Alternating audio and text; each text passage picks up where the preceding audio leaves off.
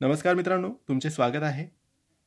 मित्रांनो, 15 मे ते 31 मे दरम्यान कसा असेल हा काळ मकर राशीच्या लोकांसाठी हे आपण आजच्या व्हिडिओमध्ये जाणून घेऊया. तुमची किंवा तुमच्या जवळच्या व्यक्तींची मकर राशी असेल तर तुम्ही हा व्हिडिओ संपूर्ण बघावा.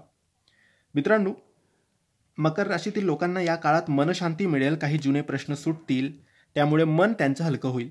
मनामध्ये नवीन योजना व विचार येतील, आत्मविश्वास वाढेल. थोडीशी सावधगिरी ठेवणं आवश्यक आहे, कारण काही निर्णय घ्यायच्या वेळी गैरसमज होऊ शकतात.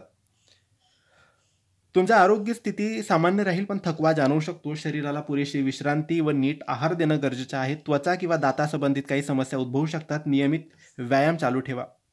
नोकरी करत असाल तर कामात वाढ होईल. नवीन जबाबदाऱ्या येण्याची शक्यता आहे. सहकाऱ्यांशी संबंध चांगले राहतील, पण काही विवाद टाळावेत. व्यवसाय करत असाल तर व्यवसायात नवीन संधी मिळतील. जास्तीत जास्त गुंतवणूक करण्यापूर्वी सल्ला घ्या. भागीदारीत सावधगिरी बाळगा. आर्थिक स्थितीमध्ये खर्च वाढतील, पण त्यासाठी निधी उपलब्ध राहील. आर्थिक व्यवहार संयमात करायला पाहिजे. विद्यार्थ्यांसाठी ही वेळ अनुकूल आहे. परीक्षेतील कामगिरी सुधारेल. नवीन ज्ञान शिकण्यासाठी उत्तम काळ आहे. अभ्यासात सातत्य ठेवा. प्रेमात चांगला संवाद राहील. समजूतदारपणा वाढेल. काही जणांना नवीन संबंधासाठी योग येईल. विवाहित जीवनात घरगुती प्रश्नांना योग्य तोडगा काढला जाईल. जोडीदाराशी सुसंवाद वाढेल. कुटुंबियांचा आधार मिळेल. सामाजिक कार्यांमध्ये सहभाग वाढेल. मित्रांबरोबर वेळ घालवण्यासाठी उत्तम संधी तुम्हाला मिळेल.